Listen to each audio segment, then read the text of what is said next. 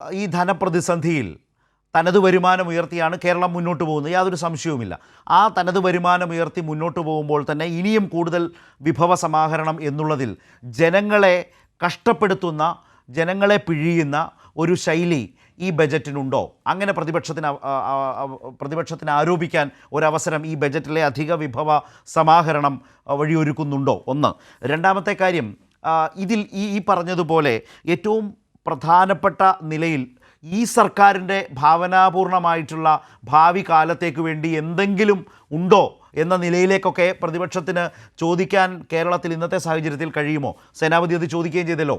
എല്ലാം ഉമ്മൻചാണ്ടി കാലത്തിൻ്റെ തുടർച്ച എന്ന നിലയിൽ അതിനപ്പുറത്തേക്ക് ഈ സർക്കാർ എന്തു ചെയ്തു വെക്കുന്നു എന്ന ചോദ്യമൊക്കെ അദ്ദേഹം ചോദിക്കുന്നത് കൂടി ഒരുപക്ഷെ കേട്ടിട്ടുണ്ടാവും അരുൺകുമാർ.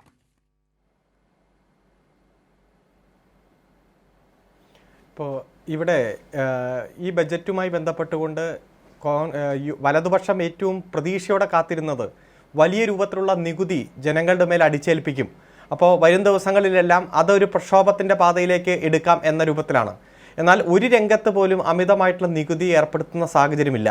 കഴിഞ്ഞ ബഡ്ജറ്റിൽ നികുതി കൊണ്ടുവന്നിട്ട് അത് കാര്യക്ഷമമായി നടപ്പാക്കുന്നതിൽ ചെറിയ കുറവ് വന്ന ടൂറിസ്റ്റ് ബസ്സുകളുടെ രജിസ്ട്രേഷനുമായി ബന്ധപ്പെട്ട കാര്യങ്ങളിൽ പോലും നികുതി കുറയ്ക്കുകയാണ് ഉണ്ടായത്. രജിസ്ട്രേഷനുമായി ബന്ധപ്പെട്ടുകൊണ്ട് നികുതി കുറച്ചു. അപ്പോൾ ഏറ്റവും നന്നായി ജനങ്ങൾക്ക് പ്രയോജനപ്രദമാകുന്ന തരത്തിൽ തന്നെയാണ് ബഡ്ജറ്റിൻ്റെ നിർദ്ദേശങ്ങൾ. ഇപ്പോൾ കൃഷിക്ക് വേണ്ടി 1698 രൂപ മാറ്റിവെച്ചപ്പോൾ കേന്ദ്ര ബഡ്ജറ്റിൽ കൃഷിയുടെ കോർപ്പറേറ്റ് വൽക്കരണത്തെ പ്രോത്സാഹിപ്പിക്കാൻ വേണ്ടിയിട്ടാണെങ്കിൽ നമ്മുടെ തനത് കൃഷിയെ പ്രോത്സാഹിപ്പിക്കാനും എല്ലാ മേഖലകളിലേക്കും, അത് നാളികേരമായാലും നെല്ലായാലും അതുപോലെ ജൈവ പച്ചക്കറി കൃഷിയായും ബന്ധപ്പെട്ടുകൊണ്ടെല്ലാം ഏറ്റവും സാധാരണക്കാരിലേക്ക് പണം എത്തുന്ന തരത്തിലുള്ള തീരുമാനങ്ങളാണ് നടപ്പാക്കുന്നത്. അതുപോലെ തന്നെ പരമ്പരാഗത വ്യവസായങ്ങൾ, ഇടത്തര വ്യവസായങ്ങൾ, കോവിഡ് കാലത്ത് എല്ലാം വലിയ പ്രതിസന്ധി നേരിട്ട വ്യവസായങ്ങൾ, ആ ഇടത്തര ചെറുകിട വ്യവസായങ്ങളെല്ലാം ആധുനികവൽക്കരിക്കേണ്ട ഒരു സാഹചര്യം ഉണ്ടെങ്കിൽ പോലും വലിയ രൂപത്തിൽ ലാഭം എന്ന രൂപത്തിൽ മുന്നോട്ട് കൊണ്ടുപോകാൻ കഴിയുന്നില്ല എന്നിരുന്നാൽ പോലും ഒരു ജനാധിപത്യ ഗവൺമെൻറ്റിന് ഇത്തരത്തിലുള്ള പരമ്പരാഗത വ്യവസായങ്ങളെ സംരക്ഷിച്ചു പോകണം. അപ്പോൾ അവ സംരക്ഷിക്കാൻ വേണ്ടിയിട്ടുള്ള വലിയ പാക്കേജുകളും ഇടപെടലുകളും എല്ലാം ഇതിൻ്റെ ഭാഗമായിട്ട് തന്നെ വന്നിട്ടുണ്ട്. അതുപോലെ പട്ടികജാതി പട്ടികവർഗ മേഖലകളിലെ മുഖ്യധാരയിലേക്ക് കൊണ്ടുവരാൻ വേണ്ടിയിട്ടുള്ള വലിയ രൂപത്തിൽ തുക മാറ്റിവെച്ചുകൊണ്ടുള്ള ഇടപെടൽ നടത്തിയിട്ടുണ്ട്. അതുപോലെ തന്നെ സാമൂഹ്യക്ഷേമ പദ്ധതികൾ ആ കുടിശ്ശിക തീർത്ത് കൊടുക്കാൻ വേണ്ടിയിട്ടും അതുപോലെ സർക്കാർ ജീവനക്കാർക്കുള്ള ക്ഷാമബത്തുവുമായി ബന്ധപ്പെട്ടുകൊണ്ടെല്ലാം അതിൻ്റെ ഒരു കെടു കൊടുക്കാനും ഈ പ്രതിസന്ധി ഘട്ടത്തിൽ തീരുമാനമെടുത്ത് മുന്നോട്ട് പോയിട്ടുണ്ട്. പിന്നെ കോൺഗ്രസിൻ്റെ പ്രതീതി പറയുന്നത് കോൺഗ്രസിൻ്റെ കാലത്ത് കൊണ്ടുവന്ന പദ്ധതികളല്ലേ. ഇപ്പം ഞാനൊന്ന് ചോദിച്ചോട്ടെ, വിഴിഞ്ഞത്തിൻ്റെ ഒരു കരാർ ഒപ്പിട്ടു എന്നല്ലാതെ 1% പണി പോലും നടത്താൻ കോൺഗ്രസിൻ്റെ ഗവൺമെൻറ്റിന് കഴിഞ്ഞില്ല. ആ പദ്ധതി നടപ്പാക്കി പൂർത്തീകരിച്ച ആദ്യത്തെ ഷിപ്പ് കൊണ്ടുവരാനും ഇപ്പോൾ പ്രത്യേക സോണായി തിരിച്ച് ലോകത്ത് തന്നെ അറിയപ്പെടുന്ന ഒരു തുറമുഖമാക്കി വിഴിഞ്ഞത്തെ കൊണ്ടുവരാൻ വേണ്ടി കാര്യക്ഷമമായിട്ടുള്ള പ്രവർത്തനം ഈ ചെറിയ കാലയളവിൽ പൂർത്തീകരിച്ച ഇടതുപക്ഷ ജനാധിപത്യ മുന്നണി ഗവൺമെൻറ്റാണ്. ഇപ്പോൾ കണ്ണൂർ വിമാനത്താവളം പശു മേയുന്ന ആ പറമ്പ് കാണിച്ചിട്ട് വിമാനത്താവളം ഉദ്ഘാടനം ചെയ്തു പോയ സാഹചര്യങ്ങളെല്ലാം നമ്മുടെ മുന്നിലുണ്ട്. ഇപ്പോൾ ജലമെട്രോ ആയാലും AI ക്യാമറയായാലും അതുപോലെ ഫോണുമായി ബന്ധപ്പെട്ടുകൊണ്ടുമെല്ലാം ഇടതുപക്ഷ ജനാധിപത്യ മുന്നണി ജനങ്ങൾക്ക് കൊടുത്ത വാക്കുപാലിച്ച് ലോക നിലവാരത്തിലേക്ക് ഈ കേരളത്തെ കൈപിടിച്ചുയർത്തുന്ന സാഹചര്യങ്ങൾ നാം കാണുകയാണ്.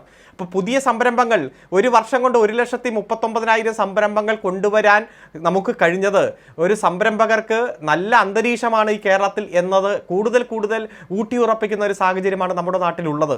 നമ്മുടെ ഫൈനൽ ഇയർ വിദ്യാർത്ഥികൾ പുറത്തിറങ്ങുന്നത് തൊഴിലന്വേഷകരായിട്ടല്ല, പുതിയ സംരംഭങ്ങൾ ആരംഭിക്കുന്ന സംരംഭകരായിട്ടാണ്.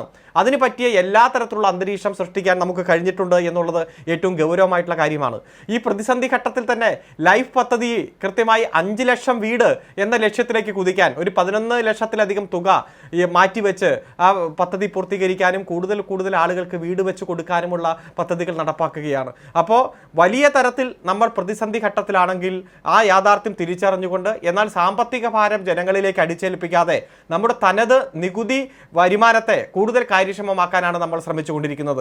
ധനകാര്യമന്ത്രി പറഞ്ഞല്ലോ, നമുക്ക് വലിയ പ്രതീക്ഷയുണ്ട് സുപ്രീം കോടതിയിൽ. ഈ 13-ാം തീയതി സുപ്രീം കോടതി കേസ് പരിഗണിക്കുമ്പോൾ ആർട്ടിക്കിൾ 293 അനുസരിച്ച് കേന്ദ്രം തരുന്ന നികുതി, കേന്ദ്രം തരുന്ന സഹായം, അതിൽ നിബന്ധനകൾ വയ്ക്കാം. സംസ്ഥാനം തനത് രീതിയിൽ നടപ്പാക്കപ്പെടുന്ന ബഡ്ജറ്റിന് പുറത്തുള്ള വികസന പ്രവർത്തനങ്ങളിൽ കടുത്ത നിബന്ധനകൾ വെച്ചുകൊണ്ട് സംസ്ഥാനത്തിൻ്റെ സ്വയംഭരണ പ്രവർത്തനത്തെ തകർക്കുന്ന തരത്തിൽ കേന്ദ്ര ഗവൺമെൻറ് മാറാൻ പാടില്ല. അതുകൊണ്ട് തന്നെ കടുത്ത നിയമ പോരാട്ടം നടത്തുകയാണ്. ഈ നിയമ പോരാട്ടം ഇതിനു മുമ്പ് നടത്തേണ്ട ഒരു സാഹചര്യം ഒരൊറ്റ സംസ്ഥാനത്തിനും വന്നിട്ടില്ല. പരമാവധി ക്ഷമിച്ച് കത്തുകൊടുത്ത് ആവശ്യങ്ങൾ ഓരോന്നായി നിരത്തി ഗവൺമെന്റിന്റെ ശ്രദ്ധയിൽപ്പെടുത്തി. എന്നിട്ടൊന്നും പരിഹാരം കാണാതെ വന്നപ്പോൾ നിയമപരമായിട്ടുള്ള പോരാട്ടവും അതോടൊപ്പം തന്നെ രാഷ്ട്രീയപരമായിട്ടുള്ള പോരാട്ടം മാത്രമേ നമ്മുടെ മുന്നിലുള്ളൂ. ആ പോരാട്ടം ഏറ്റവും ശക്തമായി നടത്തി മുന്നോട്ട് പോകാൻ തന്നെയാണ് നമ്മൾ തീരുമാനിച്ചിരിക്കുന്നത്. അപ്പോൾ അങ്ങനെ പോരാട്ടം സംഘടിപ്പിക്കുമ്പോഴും കേരളത്തെ സംബന്ധിച്ചിടത്തോളം തനത് നികുതി വരുമാനത്തിൽ വലിയ മാറ്റം വരുത്തണം, വലിയ തരത്തിൽ ഇടപെടൽ നടത്തണം. അതിനു വേണ്ടിയിട്ടുള്ള എല്ലാ മാർഗങ്ങളും ഇതിൽ സ്വീകരിച്ചിട്ടുണ്ട്. അത് വിദ്യാർത്ഥികൾക്ക്, യുവജനങ്ങൾക്ക്, കർഷകർക്ക്, വ്യവസായ മേഖലയിൽ തനത് വ്യവസായവുമായി ബന്ധപ്പെട്ടുകൊണ്ടെല്ലാം എല്ലാ മേഖലകളിലും ഗവൺമെന്റിന്റെ ഇടപെടൽ വന്നിട്ടുണ്ട്. ആ മേഖലയെ പ്രോത്സാഹിപ്പിക്കാനും നികുതി ആർജിക്കാനും പുതിയ പദ്ധതികൾ നടപ്പാക്കാനും എല്ലാമുള്ള സമഗ്രമായിട്ടുള്ള ഒരു ഇടപെടൽ നമ്മൾ 2.5 മണിക്കൂർ നീണ്ടുനിന്ന ബഡ്ജറ്റ് പ്രസംഗത്തിന്റെ ഭാഗമായി ഉൾപ്പെട്ടിരിക്കുകയാണ്. അതുപോലെ തന്നെ പുതിയ ശബരിമല മാസ്റ്റർ പ്ലാനുമായി ബന്ധപ്പെട്ടുകൊണ്ടായാലും സഹകരണ മേഖലയുമായി ബന്ധപ്പെട്ടുകൊണ്ട് കുടുംബശ്രീയുമായി ബന്ധപ്പെട്ടുകൊണ്ട് അതിദാരിദ്ര്യരില്ലാത്ത കേരളം നവംബർ മാസം 25-ാം തീയതിയോടുകൂടി 2025 നവംബറോടുകൂടി പ്രഖ്യാപിക്കപ്പെടുന്ന സാഹചര്യത്തിലേക്ക് മാറിയിട്ടുണ്ട്.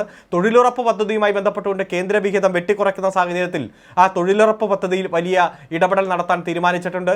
അതുപോലെ പരമ്പരാഗത വ്യവസായങ്ങളിൽ കശുവണ്ടി ആയാലും കയറായാലും ഈറ്റ പനമ്പ് മേഖലയായാലും അവിടെ ആധുനികവൽക്കരണത്തിന്റെ ഒരു സാധ്യതകളെല്ലാം നിലനിൽക്കുമ്പോഴും ആ വ്യവസായങ്ങളെ നിലനിർത്താൻ വേണ്ടിയിട്ടുള്ള അതിശക്തമായിട്ടുള്ള നിലപാട് സ്വീകരിച്ചിട്ടുണ്ട്. അതുപോലെ വിവര സാങ്കേതിക വിദ്യാ രംഗത്ത് തന്നെ 507 കോടി രൂപ മാറ്റിവെച്ചുകൊണ്ട് ആ പുതുതായി വന്ന സാധ്യതകളെ നന്നായി പ്രയോജനപ്പെടുത്താൻ ഈ ഗവൺമെന്റ് ശ്രമിച്ചിട്ടുണ്ട്. അപ്പോൾ UDF-നെ സംബന്ധിച്ചിടത്തോളം ഇന്ന മേഖല ടച്ച് ചെയ്തിട്ടില്ല, അല്ലെങ്കിൽ ഇവിടെ ബഹുമാനപ്പെട്ട ജയേന്ദ്രൻ മാഷ് സൂചിപ്പിച്ചതുപോലെ ഇന്ന മണ്ഡലത്തെ നിങ്ങൾ അവഗണിച്ചു എന്ന് പറയാൻ കഴിയുന്ന ഒരു സാഹചര്യം ഇല്ല. ഇപ്പം നഗരവികസനമായാലും ഗ്രാമവികസനമായാലും എല്ലാ തരത്തിലും വളരെ നല്ല രൂപത്തിൽ തന്നെ പണം മാറ്റിവെച്ച് കേരളത്തിൻ്റെ സമഗ്രമായിട്ടുള്ള വികസനം ലക്ഷ്യപ്പെട്ടുകൊണ്ടുള്ള പദ്ധതികളാണ് ആവിഷ്കരിച്ചത്. അതുകൊണ്ട് ഇത് പ്രതിസന്ധി ഘട്ടത്തിൽ ജനങ്ങളെ മുഴുവൻ നെഞ്ചോട് ചേർത്തുകൊണ്ടുള്ള ഒരു ബഡ്ജറ്റാണ്. ആ പ്രതിസന്ധിയെ അതിജീവിക്കാൻ വേണ്ടി നിയമപരവും രാഷ്ട്രീയപരമായിട്ടുള്ള പോരാട്ടം നടത്തുമ്പോഴും നമ്മൾ വളരെ പ്രതീക്ഷയോട് കൂടിയിട്ടുള്ള ബഡ്ജറ്റാണ്. കാരണം നമുക്ക് ഏതെങ്കിലും തരത്തിൽ കോടതിയിൽ നിന്ന് നേട്ടം കൊയ്യാൻ കഴിഞ്ഞില്ലെങ്കിൽ ഒരു B പ്ലാൻ വേണ്ടി വരുമെന്ന് തന്നെ പ്രതീക്ഷയോടെ നമ്മുടെ ധനകാര്യമന്ത്രി പറഞ്ഞിരിക്കുകയാണ്. അതുകൊണ്ട് കേരളത്തിന്റെ സമഗ്രമായ വികസനത്തിന്, ഒരു നവകേരള നിർമ്മിതിയിലേക്ക്, ഒരു വിജ്ഞാന സമൂഹമാക്കി കേരളത്തെ മാറ്റുന്നതിന് ഉതകുന്ന ഒരു ബഡ്ജറ്റാണ്. ആ ബഡ്ജറ്റ് ജനങ്ങൾ 2 കൈയും നീട്ടി സ്വീകരിക്കും എന്നതിൽ യാതൊരു സംശയമില്ല. ഇനി ബഡ്ജറ്റ് ചർച്ചകൾ നടക്കുന്നു. ഏതെങ്കിലും മേഖല കൂട്ടിച്ചേർക്കേണ്ടതുണ്ടെങ്കിൽ നിർദ്ദേശങ്ങൾ വന്നാൽ അത്തരത്തിൽ അവ കൂടി കൂട്ടിച്ചേർത്ത് സമഗ്രമായിട്ടുള്ള ബഡ്ജറ്റ് പാസ്സാക്കുന്ന തരത്തിലേക്ക് മാറും. അതുകൊണ്ട് കേരളത്തിന്റെ വികസനത്തെ കൂടുതൽ തലങ്ങളിലേക്ക് ഉയർത്തുന്ന ഒരു ബഡ്ജറ്റാണ് എന്നതിൽ യാതൊരു സംശയമില്ല. UDF-നെ സംബന്ധിച്ചിടത്തോളം എന്തെങ്കിലും ആക്ഷേപം പറയണം, അതിനുവേണ്ടി പ്രതിപക്ഷ നേതാവ് പെട്ടെന്ന് തന്നെ ബഡ്ജറ്റ് അവതരണം കഴിഞ്ഞ് നിമിഷ നേരത്തിനുള്ളിൽ എന്തൊക്കെയോ പറഞ്ഞു എന്നല്ലാതെ അദ്ദേഹത്തിന് പോലും ഈ ബഡ്ജറ്റിൽ കാര്യക്ഷമമായിട്ടുള്ള ഒരു അർത്ഥപൂർണ്ണമായിട്ടുള്ള ഒരു വിമർശനം മുന്നോട്ട് വയ്ക്കാൻ കഴിഞ്ഞിട്ടില്ല. BJP-യുടെയും സ്ഥിതി അത് തന്നെ.